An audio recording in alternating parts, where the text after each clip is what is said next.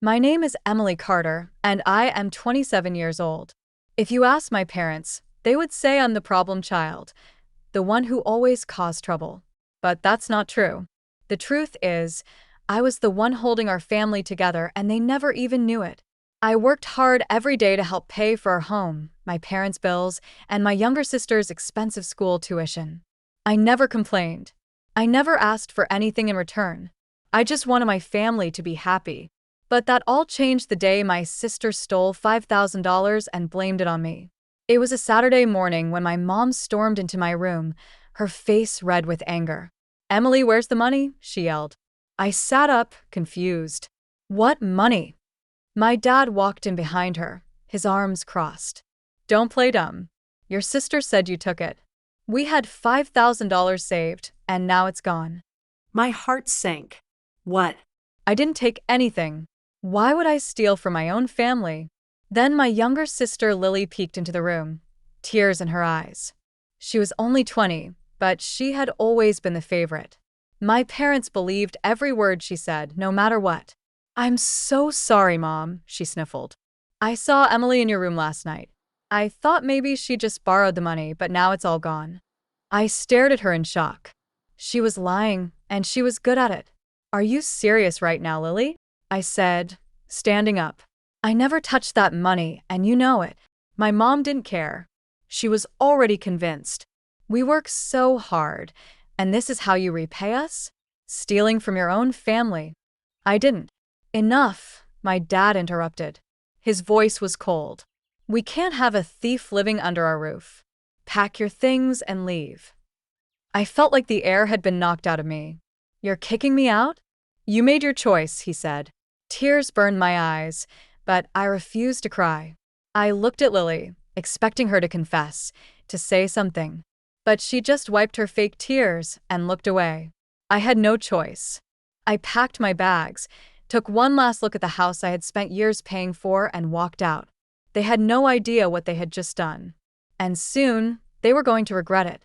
I walked out of the house with nothing but a small suitcase and my purse. The door slammed behind me, and for the first time in my life, I was alone. I had no home, no family, no idea what to do next. As I stood on the sidewalk, my phone buzzed in my pocket, a message from the bank. Automatic payment of $1,250 processed. Mortgage payment successful. I stared at the screen, my hands shaking. They had just kicked out the person paying for their house. For years, I had secretly covered my parents' bills because they were always struggling. They never knew how bad things were because I took care of it. The rent, utilities, groceries, even Lily's fancy private school. I paid for everything. And now I was done. I took a deep breath, pulled up my banking app, and canceled every automatic payment linked to their house, their bills, and Lily's school. No more rent.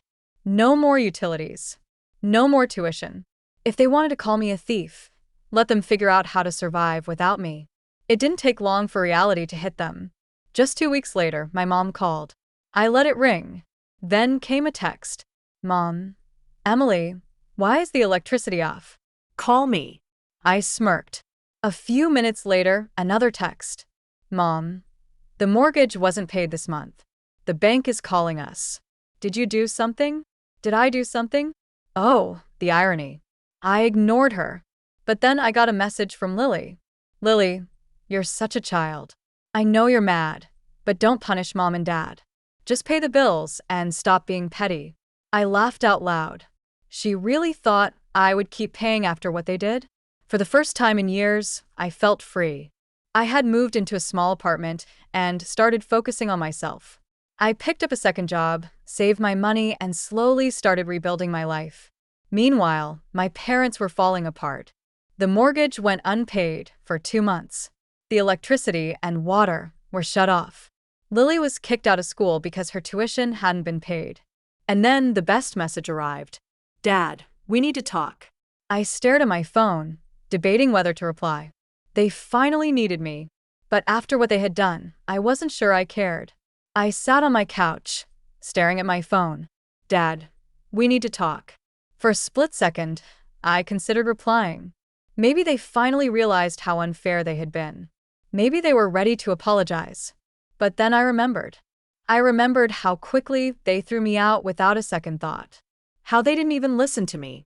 How they let Lily, the real thief, walk free while I was left with nothing. So I did what I should have done a long time ago. I blocked his number. A few minutes later, my phone buzzed again. This time it was an unknown number. Mom. Emily, please pick up. Your father and I are struggling. The bank is threatening to take the house. Sigh. Of course, they only cared now that they were suffering. I didn't reply. And then Lily sent me another text. Lily, are you serious? You're ruining everything. Mom and Dad are freaking out. Just send the money, so we can fix this. I couldn't help but laugh. Send the money. Like I was their personal ATM. Like nothing had happened. I typed a simple response. Me. Not my problem. And then I blocked her too. Over the next few weeks, I kept hearing from distant relatives. My aunt called. My uncle texted. Everyone suddenly wanted to talk. Apparently, after I stopped paying, everything spiraled out of control. My parents missed 3 mortgage payments, and the bank had started the foreclosure process.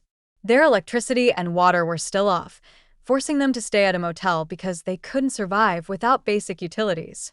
Lily was furious because she had to withdraw from school and lost all the privileges she was used to. My dad had to pick up a second job to try and catch up on payments, but it wasn't enough. It was karma working in real time. One night, as I was scrolling through my phone, I saw something that made me pause. A GoFundMe page. My parents had started it, asking for donations online, claiming they were going through a tough time and needed help keeping their home. I clicked the link, and what I read made my blood boil. Our daughter betrayed us and left us struggling. She refuses to help us even though we raised her with love and care. We are at risk of losing everything. Please help. Betrayed them? I wanted to scream. After everything I did for them. After they threw me away like garbage. They were playing the victims. I wasn't going to let that slide. I took screenshots of every bill I had paid over the years. The rent, the utilities, Lily's tuition, proof that I had been their provider all along. Then I left a comment on their GoFundMe. Emily Carter, before you donate, know the truth. My parents kicked me out after my sister stole $5,000 and blamed me. They never knew I was the one paying their bills. Now that I'm gone, they're finally facing the reality of their actions. I owe them nothing. I hit post. Within hours, the fundraiser was flooded with comments. Wait, you kicked out the person who was paying for your house? So you lied about your daughter? Nope. I'm not donating. This is karma. The donation stopped. My parents took the page down the next day. And just like that, their last hope was gone. A week later, there was a knock at my door. I looked through the peephole. It was my mother. I debated ignoring it, but curiosity got the best of me. I opened the door, arms crossed. She looked terrible. Bags under her eyes, clothes wrinkled, desperate. Emily, she started, her voice shaky. Please, just listen. I didn't say a word. She sighed. We made a mistake. We should have believed you. But we're about to lose the house, and your father is sick from all the stress. We just need a little help. I stared at her, completely numb. After all this time, all the pain, this was what it took for her to see me? You kicked me out with nothing, I said coldly. I had to build myself back up from scratch. I know, but... And you still would have kept using me if you hadn't found out the hard way. I cut in. You don't miss me. You miss my money. She looked down, guilty but still expecting something. I shook my head. I don't owe you anything. Tears filled her eyes, but I didn't care anymore. I shut the door in her face. That was the last time I ever saw my parents. A few months later, their house was officially foreclosed. They moved in with a distant relative. Lily tried to reach out once. I ignored her. As for me, I got promoted at work. I moved into a better apartment. I built a life I was proud of on my own. For years, I let them use me. I thought family meant sacrifice, even when it hurt. But now I knew the truth. Sometimes walking away isn't selfish. It's necessary. And I never looked back. It had been 2 years since I last saw my family. In that time, I had completely transformed my life. I landed a high-paying job, traveled to places I'd always dreamed of, surrounded myself with people who actually cared about me. No more guilt. No more being used. One day, as I was scrolling through LinkedIn, I came across a familiar name, Lily Carter. Curious, I clicked on her profile. Her bio read, "Looking for job opportunities. Hardworking and motivated." I almost laughed out loud. Lily? Hardworking? That was a first. Then I saw her work history. She had no stable job for the past 2 years. She had bounced from one place to another, never lasting more than a few months.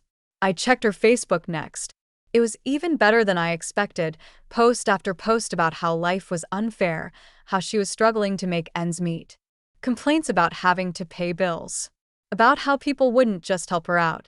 Oh, how the tables had turned. I shook my head and closed my laptop.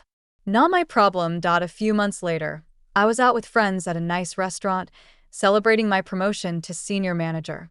As I laughed and enjoyed my meal, I heard a voice I hadn't heard in years. "Emily." I turned around. It was Lily. She looked rough, messy hair, cheap clothes, dark circles under her eyes. She was carrying a tray, wearing the restaurant's uniform. She was a waitress now. There's nothing wrong with being a waitress.